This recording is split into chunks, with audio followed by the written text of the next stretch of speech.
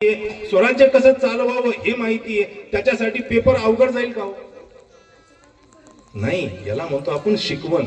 आणि आज मी खास बोलण्यासाठी आलो ते एवढंच की बाबा आपल्याला काय शिकायचंय आणि काय शिकवायचंय हे आपल्याला कळायला पाहिजे. म्हणून आपण हा विचार करावा की आपली युवा पिढी जी चाललेली आहे ती योग्य दिशेने चालली का?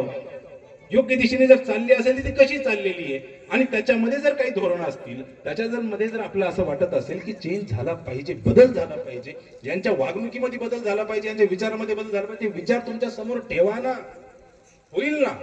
बदल व्हायला वेळ नाही लागत, पण त्यांना बदलाचा रस्ता तर दाखवा. बदल कसा होईल तो तर दाखवा.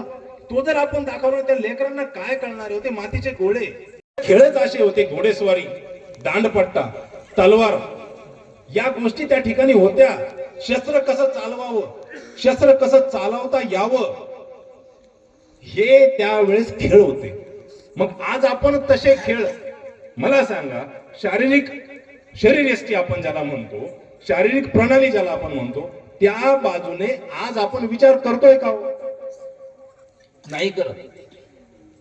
मी तुम्हाला एवढंच सांगेल, आपल्या गावामध्ये जर व्यायामशाळा नसेल तर एखाद्या ठिकाणी युवकांनी जमा व्हा, काहीतरी एक व्यायाम करा, शरीराला वळण लावा. मुलींना सांगा की आज 10वी 12वी नंतर तुम्हाला बाहेर जायचंय, तुम्ही स्वतःच्या पायावर कसे उभे राहाल? घाबरून?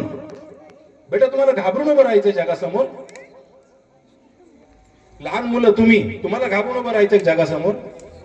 जर तुमच्यामध्ये आत्मविश्वास असेल, जर आपल्याला पुढे जायचं आणि कोणत्या ध्येयासाठी जायचं आणि कशा पद्धतीने